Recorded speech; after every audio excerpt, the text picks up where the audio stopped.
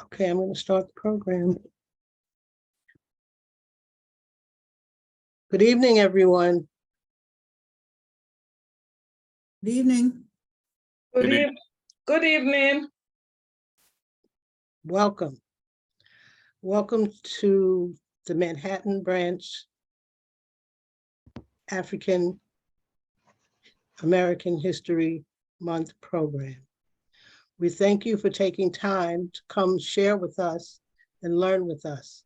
And we trust that you will have an informative time. I'm Ellen Farabee, the president of the Manhattan Branch, and I'm glad you're here. The national theme of Black resistance is one that has many, many facets. Black resistance has been a part of our existence ever since we touched these shores. And Dr. William Sorrell, one of our historians, was the one who came up with this idea of protest. And protest, as you may know, is not a one-size-fits-all thing. We protest with our hearts, we protest with our minds, we protest with our bodies. So right now, for the next, I trust, 60 minutes, we're going to show you some ways of protesting. And to guide us further through our program is Dr. Keith Taylor, the Vice President of the Manhattan Branch. Thank you. Thank you, President Farabee. And I wanted to say how honored I am to have all of you participating tonight in this important closing ceremony of paths of protest, poetry, and song. Tonight, we are going to share with you historical examples of Black resistance through word and song of our fight for freedom, justice, and equality. And so I am going to start with Ms. Kelly Simmons, who will be giving scripture. Ms. Simmons.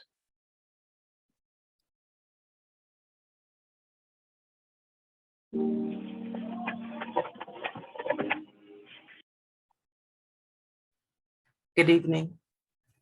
Good evening. The scripture is taken from the book of Isaiah, chapter 40, verses 26 through 31, the New King James Version. I know. Can you hear me? Yes. Good.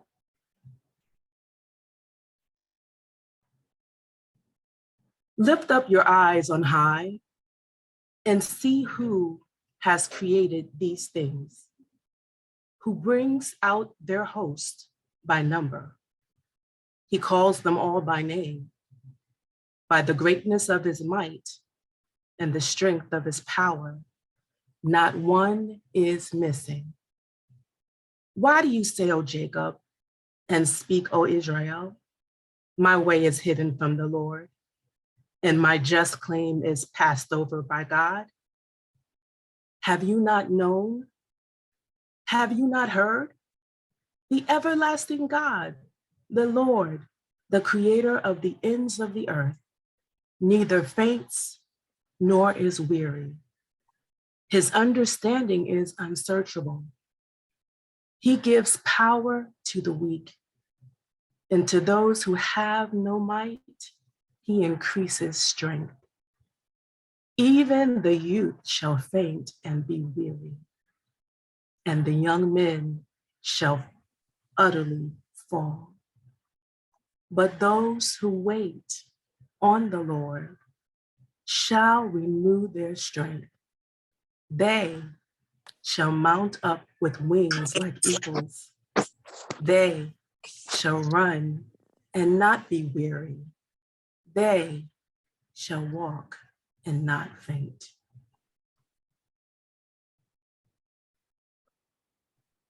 Thank you so much, Ms. Simmons. And we will now have a musical interlude lift every voice and sing.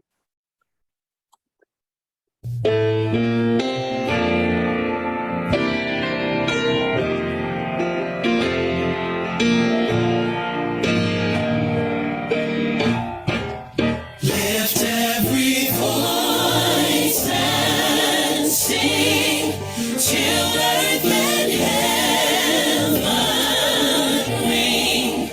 Ring with the harmonies of liberty. Let our rejoicing rise high as the listening sky. Let it resound Let it resound. as the rolling sea. I like this part right here. Come on. Sing a song full of the faith that the dark past has taught us. Sing a song full of the hope that the present has brought us. Facing the rising sun of a new day begun. Let us march on. Let us march on. Till victory is won. Now we're adding a little something to it. Just to encourage you. We're gonna take you to church later. Let's go.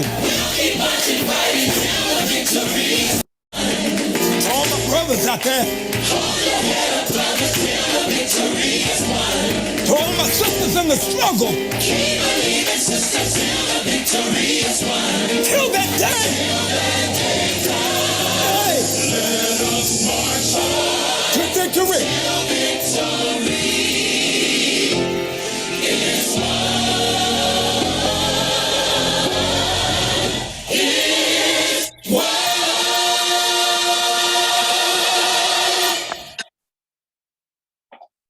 Okay.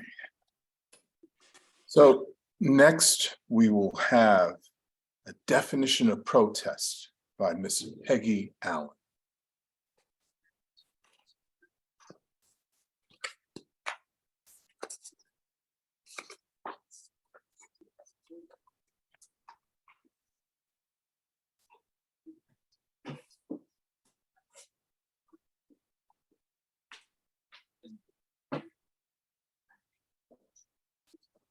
Okay, Ms. Allen, are you able to unmute?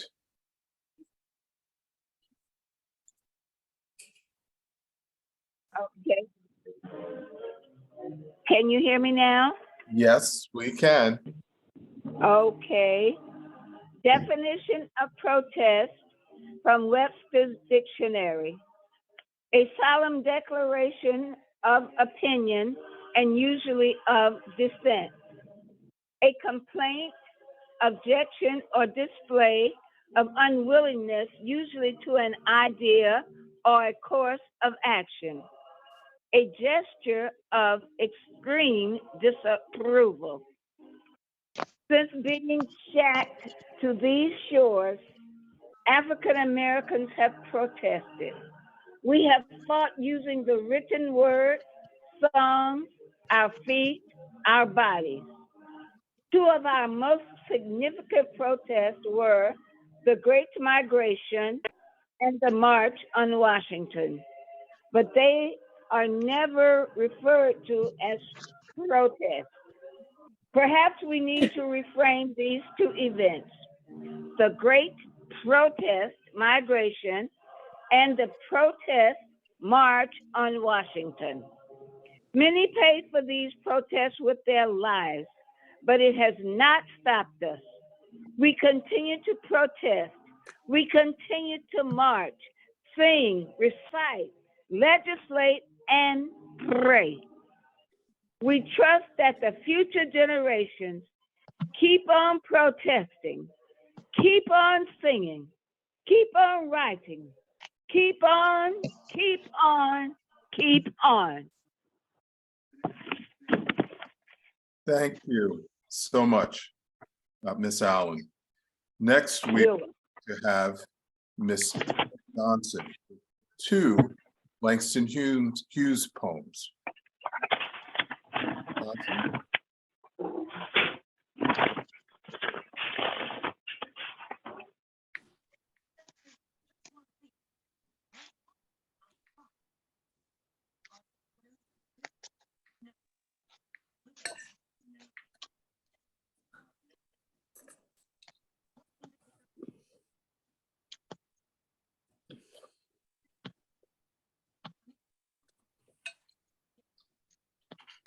Ms. Johnson, are you able to unmute?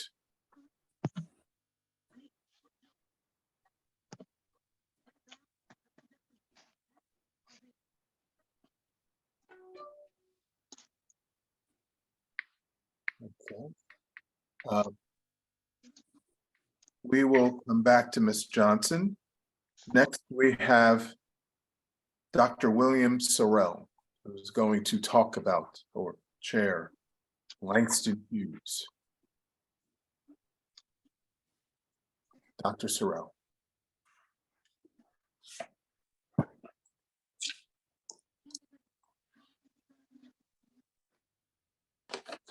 Yes, thank you.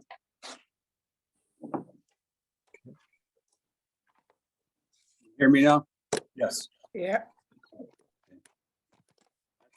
I had to change rooms because my grandchildren make too much noise.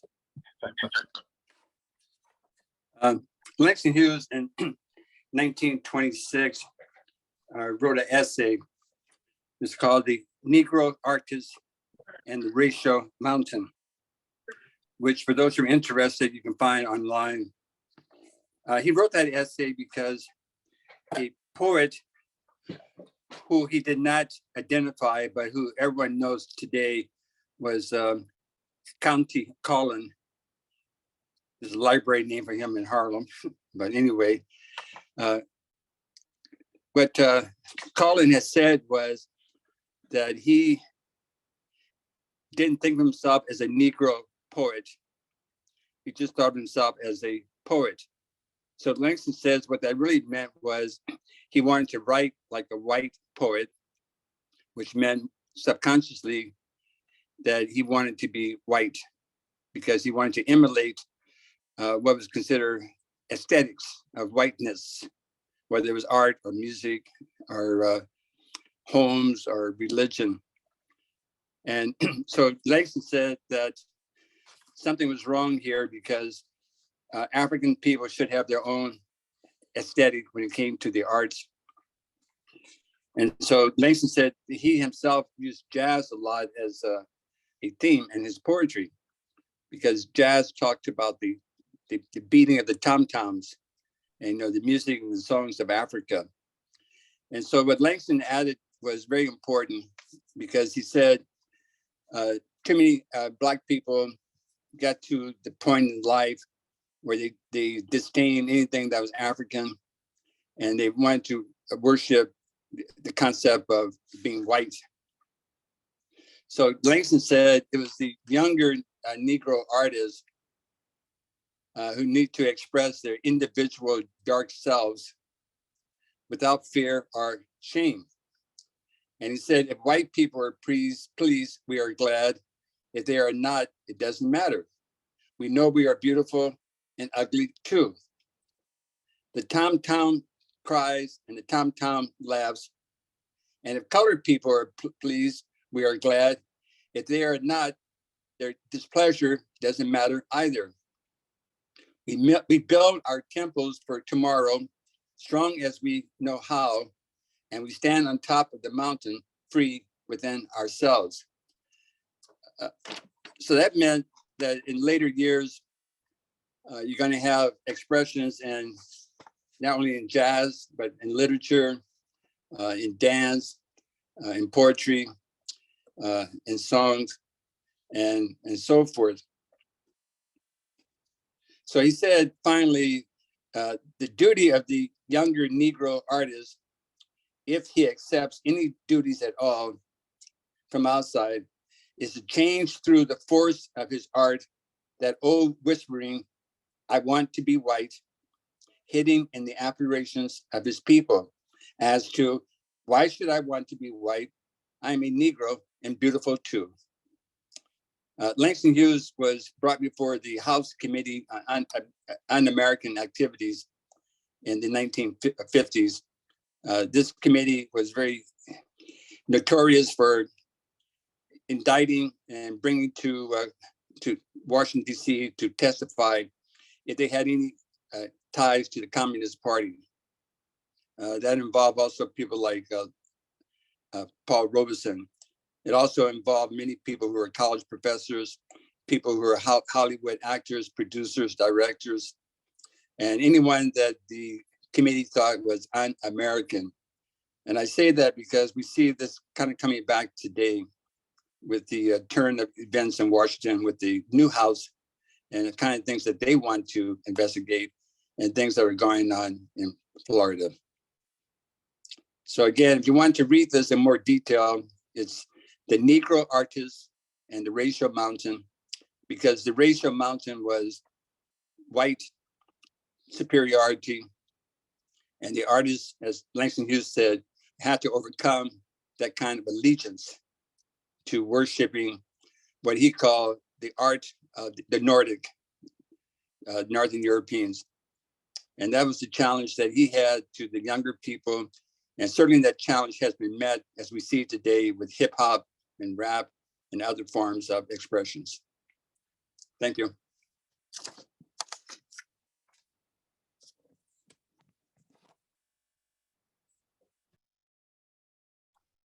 Thank you, Dr. Sarai. Next, we have Miss Tina Johnson, who will read 2 of Langston Hughes' poems. Miss Johnson. Yes, hi, good evening. Good evening. The first poem by Langston Hughes is called Negroes. Negroes sweet and docile, meek, humble, and kind. Beware the day they change their mind. And the second selection is called Wind. And it goes, wind in the cotton fields, gentle breeze, beware the hour, it uproots trees. And those are my poems for this evening. Thank you, Ms. Johnson. Next, we have a medley of spirituals by Ms. Sharon McKinney Alston. And so, Ms. Alston, if you're able to unmute. Yes.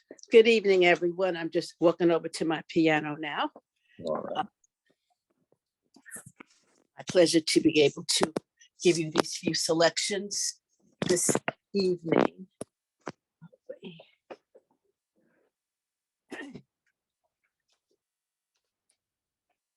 So the first selection I'm going to begin with, there is a balm in Gilead, because I'm sure that with all of the travails that the slaves underwent, they did seek times of solace and peace. So this piece speaks to that for us.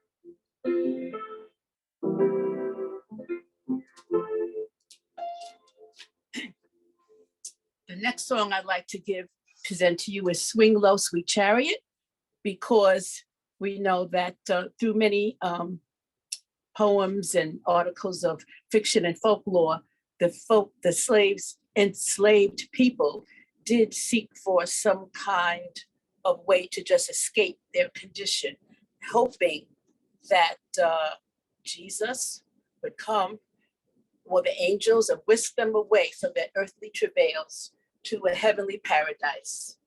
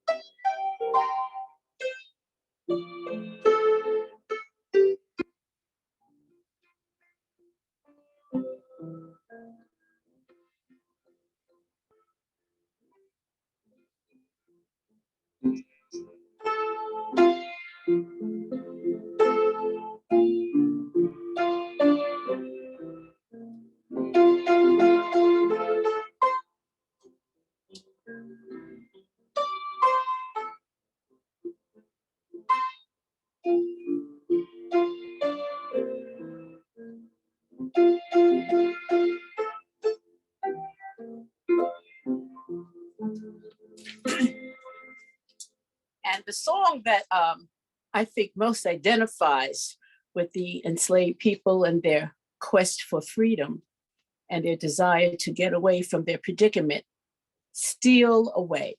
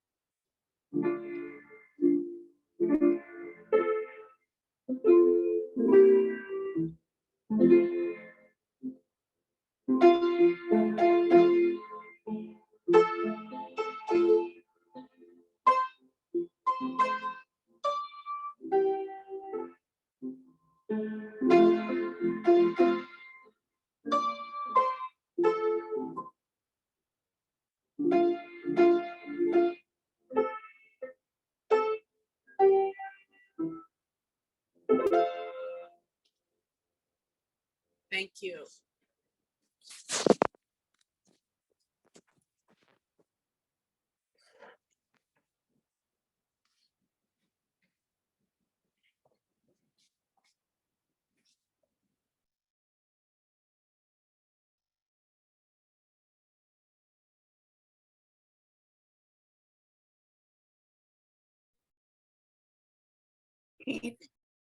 You're on mute.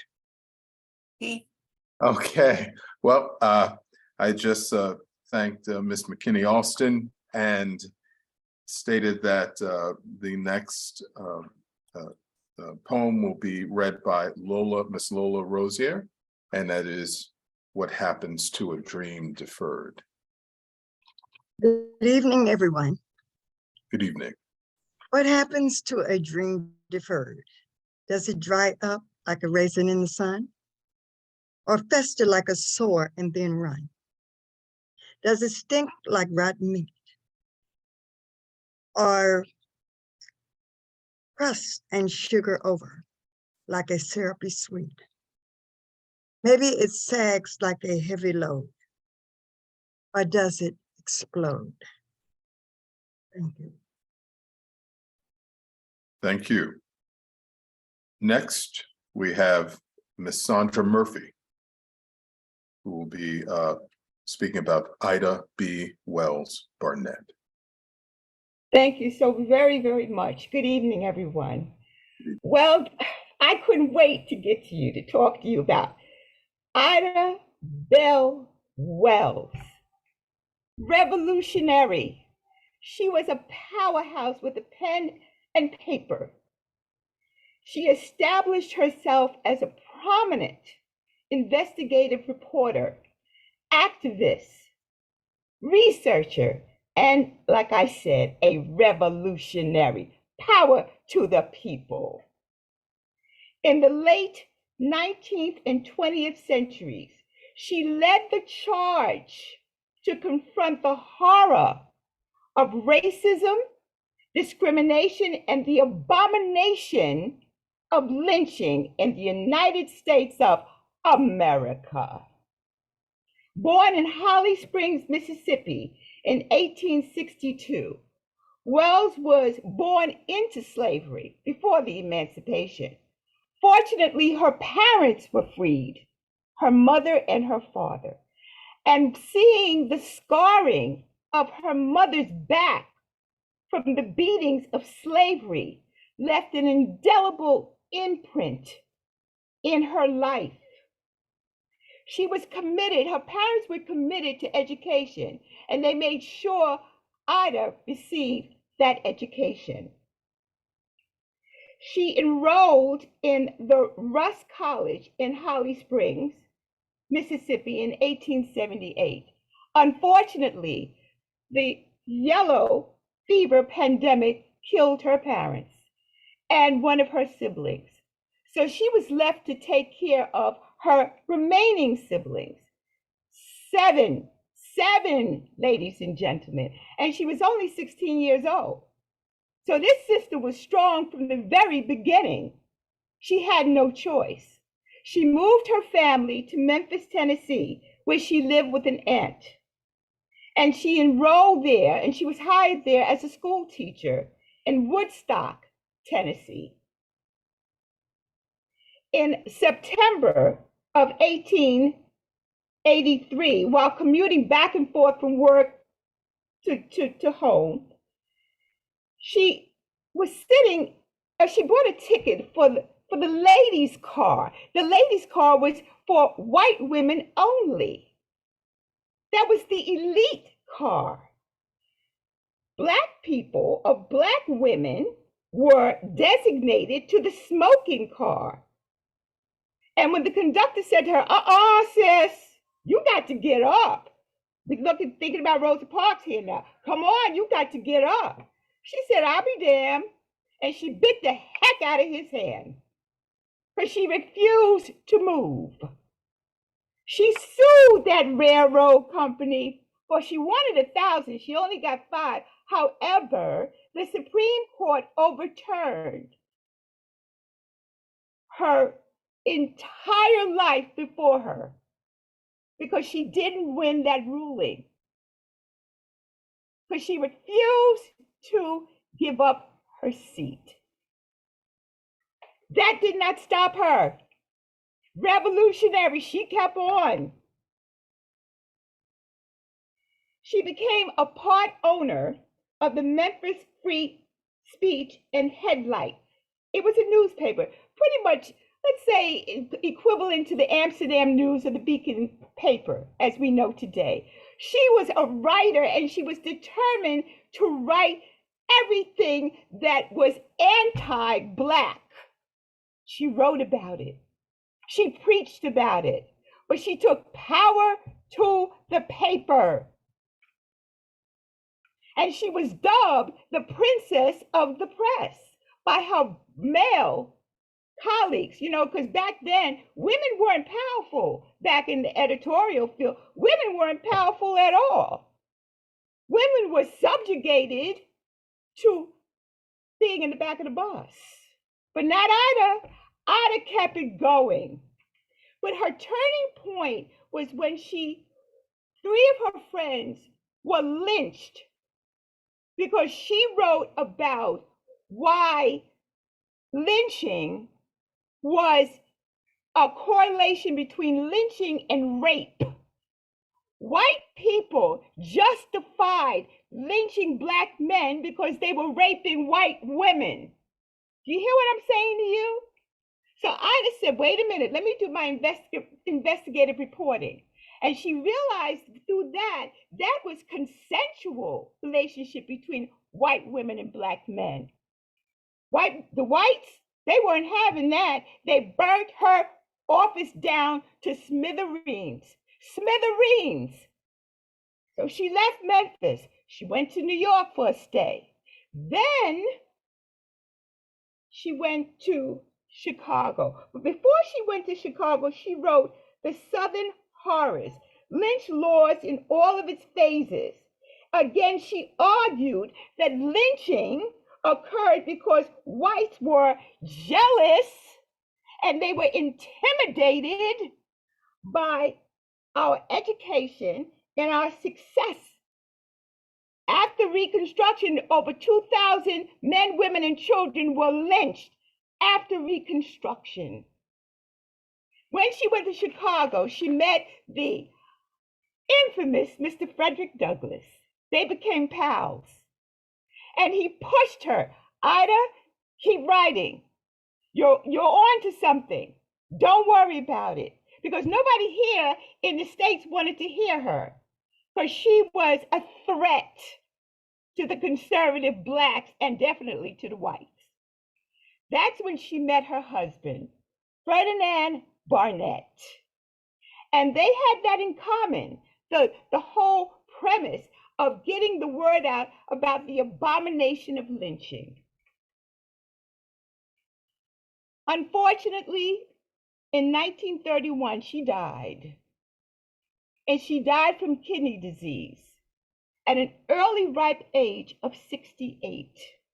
But before she died, she created the National Association of Colored Women, the Afro-American Council for Men and Women, and the infamous, she was one of the co-founders, the infamous NAACP. I strongly suggest, before I leave you, she was awarded posthumous the Pulitzer Prize for her outstanding and courageous reporting on the horrors and vicious violence against African Americans during the era of lynching. And this was in 2020. 2020. It took them 2020 to give this woman her just reward.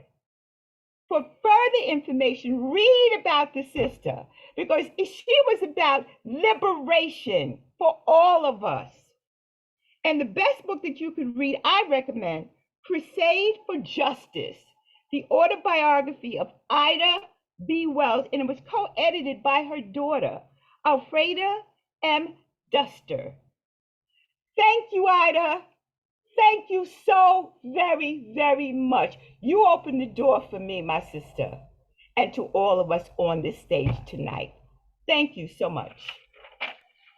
And thank you, Ms. Murphy. Next, we have Ms. Cynthia Reel. Good evening, everyone. Yes. I'd like to share a poem with you written by me, okay? When I look at me, I see a strong and proud woman, a Black woman who's not perfect, a woman who has made her share of mistakes, a woman who has had a few rough patches. I see a woman who is loyal. I see a woman who loves hard. I see a woman who lives with no regret. I see a woman who forgives. I see a woman who doesn't judge. I see a woman who treats others with respect.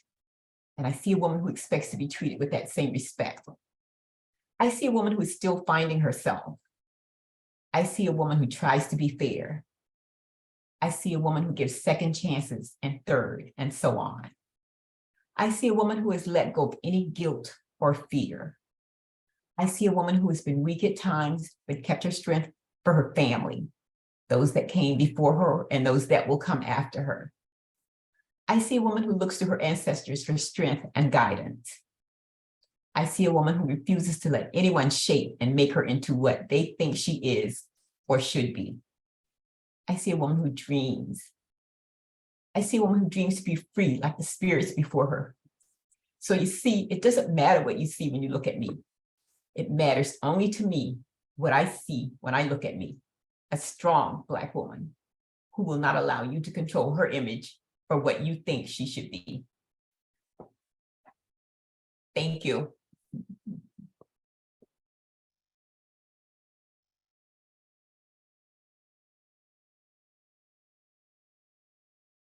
You're on mute. You're on mute. Thank you. Thank you, Ms. Reel. Next, we have Ms. Gloria Seward, who will speak about Mary McLeod Bethune. Thank you. Good evening. Mary McLeod Bethune was an American educator, philanthropist, humanitarian, womanist, and civil rights activist. In a dramatic address on the 22nd annual meeting of the Association for the Study of Negro Life and History, Mrs. Bethune said in part, "Our people cry out all around us like children lost in the wilderness, hemmed in by a careless world. We are losing our homes and our farms and our jobs. If our people are to fight their way out of bondage, we must arm them with the sword and the shield and the buckler of pride, belief in themselves and their possibilities based upon a sure knowledge of the achievements of the past. That knowledge and that pride we must give them. It is our task to make plain to ourselves the great story of our rise in America. From less than dust to the heights of sound achievement, we must recount in accurate details the story of how the Negro population has grown. The situation we face must be defined, reflected, and evaluated. Then, armed with pride and courage in this glorious tradition, conscious of this positive contribution to America, the Negro may gird his loins and go forth to battle." Thank you.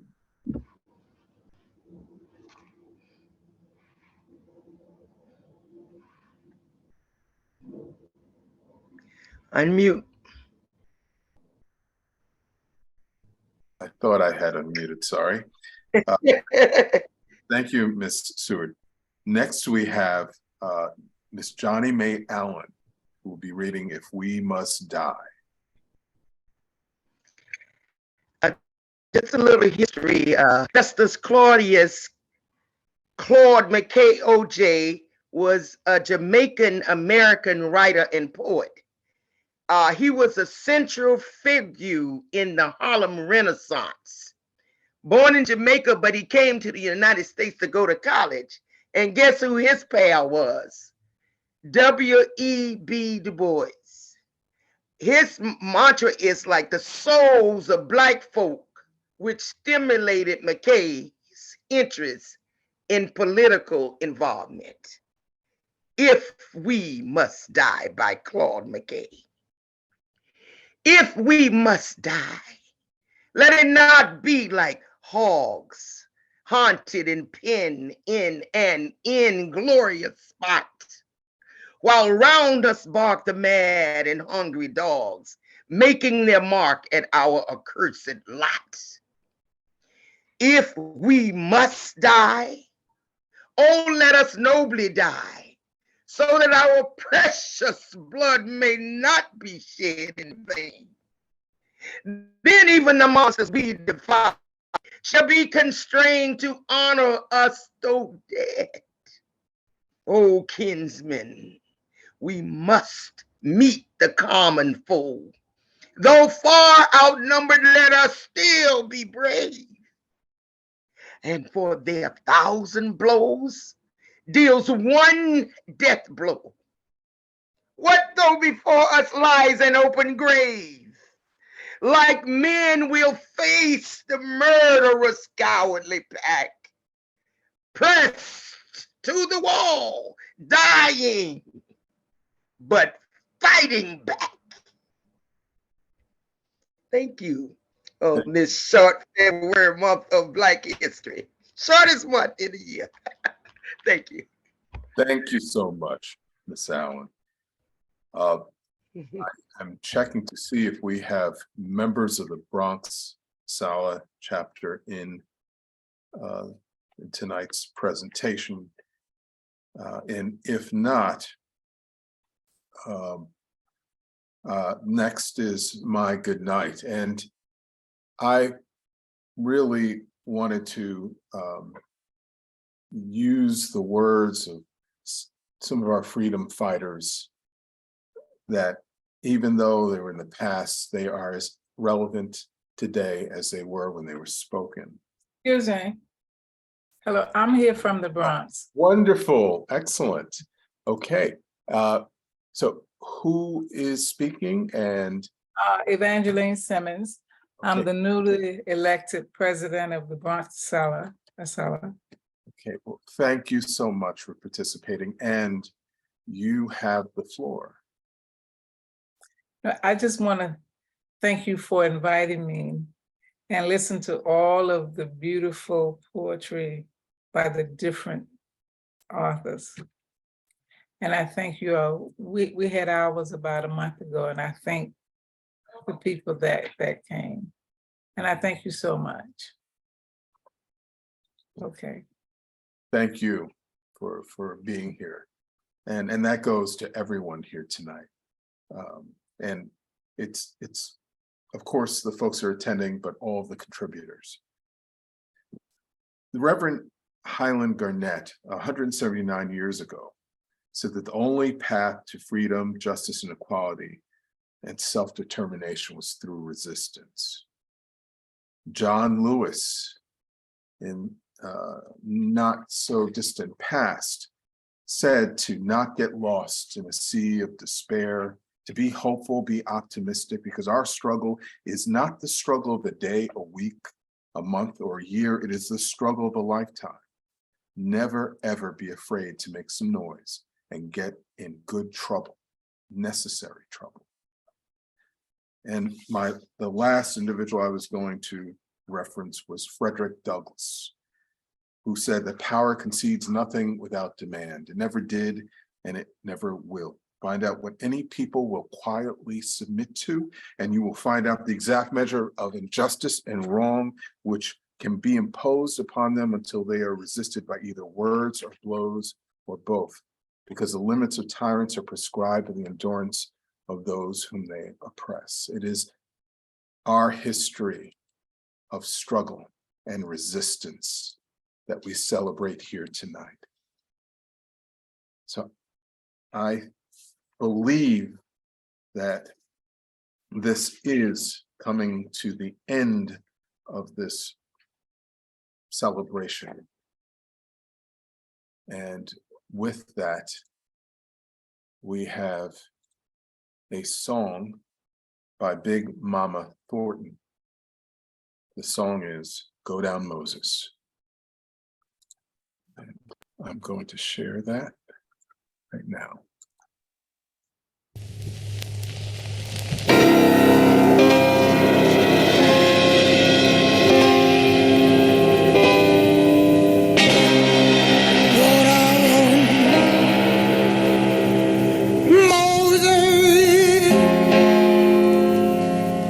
Way down in Egypt land,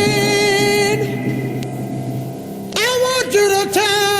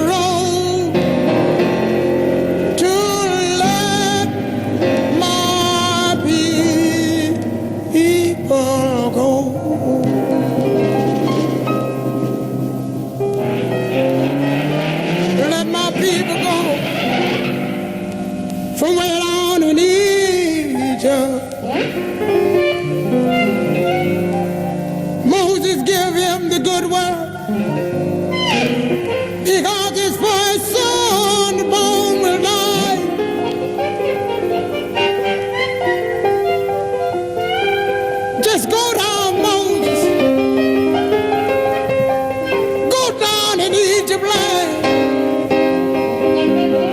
Tell on, Pharaoh to let my people go.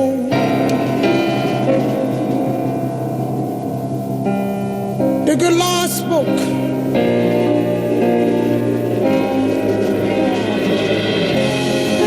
When he boldly said to Moses, he said, tell Pharaoh to let my people go. If not,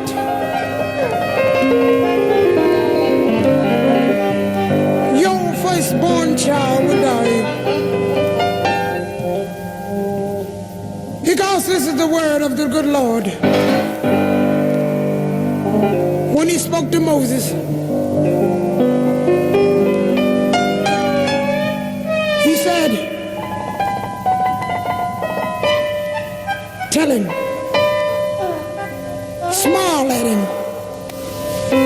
My word is true.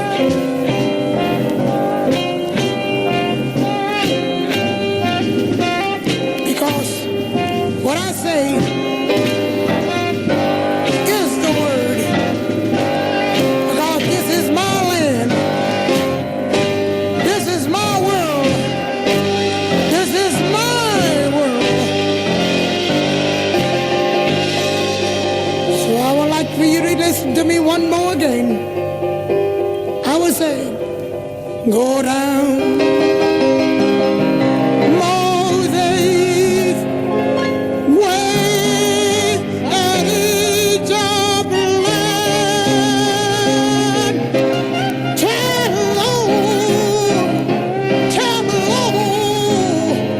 Pharaoh, I let my people go.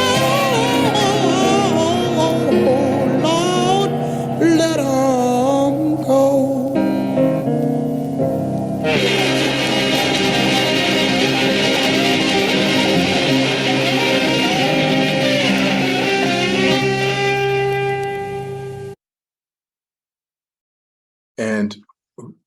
And we do actually have another participant who would like to speak. That is Miss Lucille Bowles-Wilson. Miss Wilson. Yes, my name is Lucy L. Bowles-Wilson. I'm from the Bronx chapter. I wrote a poem. The poem is called If You Could See Me Now. In the past, I was a tomboy who shot hoops. Then the knobs spoiled my game. And the knobs I'm talking about was my chest. It was not a game. I went to junior high school on Edgecombe, all girls. It was not a thrill. They sent me to the Bronx, and it was all wrong. Different classes of people. Yellow, white. I had to learn how to mingle. I thought I was smart. It broke my heart. I had to study very hard. Must remember, I had to review, and I had to make me new. If you could just see me now. Thank you And so I much.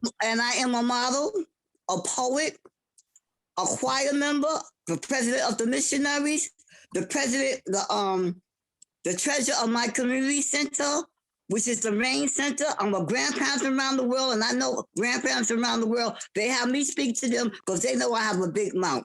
Not only that, do I know the president of the United States? Yes. Do I know the governor? Yes. You know why? Because my God and my Lord and Savior had me to become the woman that I am today. Amen. I'm done now. Well, thank you so much for contributing, sharing with us those thoughts. Ms. Harmongoff, did you want to say a few words? I'm just listening. Thank you so much, Miss Madge, Miss Allen, for inviting me.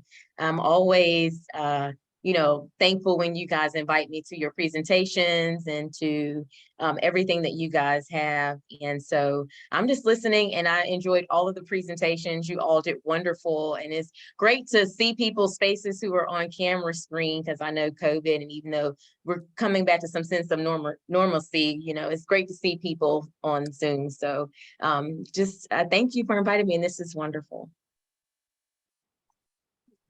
And so thank you, Shauna. And I think President Farabee, if you have any words that you want to end the program with. And if Of course. Thank you, Keith. Thank you so much. Appreciate you taking over and running the show. But everyone did very well. We had some new people presenting. We had some old people presenting for the first time, and it was a real good mix. And I appreciate the participants, and I appreciate the folks who gave up their time to come visit with us. Thank you. Oh, Ronald Saunders from Pittsburgh branch. Is he still here? Ellen, Ronald Saunders was on. Yes, Madge. How are you? How's everyone? Hi. Evening. Very, very good program. Very good. Very good. Greatly impressed. Beautiful. Wonderful. All the accolades. Job well done. Thank you for joining us. Absolutely. I think that's it. Right. Well, everyone, have a wonderful evening. And Black History is not a month. It is a lifetime. And I will see you all in some form or another sometime in the not so distant future. Meeting on Saturday. Don't forget our meeting on Saturday.